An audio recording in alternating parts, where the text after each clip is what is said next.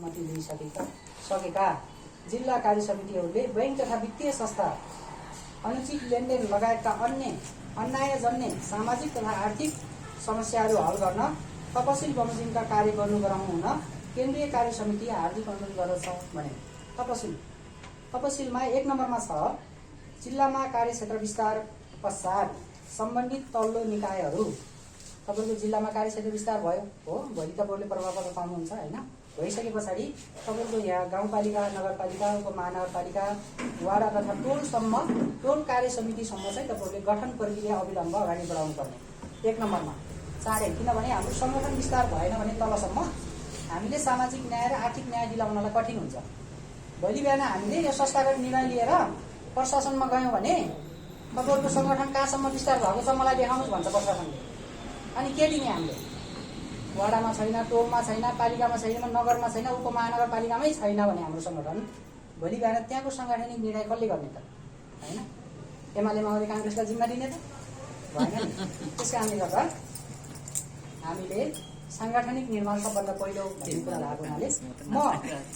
म महासचिव परिषदले देशभरि 77 जिल्लामा चाहिँ कार्यक्षेत्र विस्तार संगठन विस्तार गरेर हिँडेको छु अब तपाईहरुको आफ्नो जिल्लामा चाहिँ कम्तीमा आफ्नो जिल्लामा त गर्नु पर्यो नि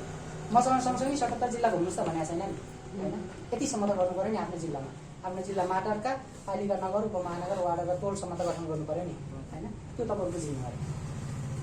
अनि 2 मा हरेक निकायका पीडितहरूलाई संस्थामा आबद्ध गराउने तथा विधान अनुसार आधिकारिक सदस्यता प्रमाणपत्र वितरण गर्ने अब आधिकारिक प्रमाणपत्र वितरण गर्ने यस्तो खालको सदस्यता पत्र वितरण गर्ने भनेर है संस्थाको विधान अनुसार यो संस्थाको विधानको परिच्छेद 3 मा हेर्नुभयो भने परिच्छेद 3 को दफा 6 मा हेर्नुभयो भने सदस्यता भनेको छ सदस्यताको प्रकार भनेको छ हाम्रो यो वित्तीय साक्षरता जागरण समाज नेपालमा 3 प्रकारले सदस्यता लिन सकिन्छ भनेको छ 1 मा साधारण सदस्य भनेको छ है साधारण सदस्यता लिनको लागि 500 प्रवेश शुल्क 50 प्रवेश शुल्क र वार्षिक 500 लाग्ने छ भनेको छ है शुल्क 550 लाग्यो अनि अर्को 2 नम्बरमा छ आजीवन सदस्यता म बाँचिन्छ जीवनभरको लागि यो वित्तीय साक्षरता जागरण समाज नेपालको म आजीवन सदस्यता बनि भन्यो भने आजीवन सदस्यता वितरण गर्न सकिन्छ उसको चाहिँ 2000 छ वार्षिक है वार्षिक 2000 र प्रवेश शुल्क 50 2050 भयो र अर्को भनेको मानार्थ सदस्यता चाहिँ यस्तो नागरिकलाई र यस्तो संघ संस्थालाई दिने हो जसले हाम्रो संघ संस्थालाई आर्थिक रूपमा लगायत अन्य रूपमा चाहिँ एकदमै सहयोग गरेको हुन्छ है ठुलो आर्थिक धनराशि सहयोग पनि गरेको हुन सक्छ अथवा अन्य नैतिक भौतिक सहयोग पनि गरेको हुन सक्छ त्यसकोलाई चाहिँ संस्थाले निर्णय गरेर मानार्थ सदस्यता वितरण गर्ने हो त्यो हाम्रो जिम्मेवारी भएन संस्थाको भयो है त्यसले गर्नु त्यसरी चाहिँ 3 प्रकारले हामीले सदस्यता लिने हो सदस्यता लिनको लागि हजुरहरूको कार्य समितिको 9 जना है तपाईको 9 जना छ हैन यहाँको कार्य समिति 9 जनाकै नागरिकताको फोटोकपी फोटो अनि हालको ठेगाना फोन नम्बर अनि नागरिकता नम्बर चाहिँ हजुरहरूले लेखेर मजाले क्लियर रूपमा आउने गरी हाम्रो वेबसाइटमा राख्दा पनि हुन्छ है अनि मेरो व्हाट्सएप नम्बरमा राख्दा पनि हुन्छ रमेश सरको व्हाट्सएप नम्बरमा राख्दा पनि हुन्छ हामीले केन्द्रबाट बनाइदिन्छ र हजुरहरूलाई वितरण गरिदिन्छ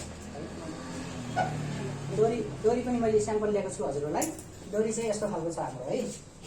त्यो डोरी हो मैले चाहिँ डोरी लाउन नपर्ने भावनाले यस्तै गरेको छु कोटमा डोरी यो चाहिँ हाम्रो वित्तीय साक्षरता जागरण समाजको चाहिँ डोरी हुन्छ यो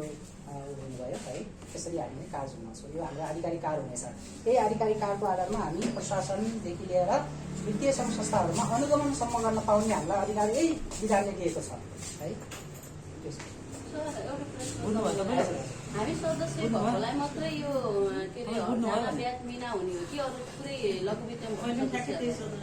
वित्तमा बैंकमा सहकारीमा फाइनान्स इन्सुरेन्स जुनसुकै कम्पनीमा भएका वित्तीय संस्था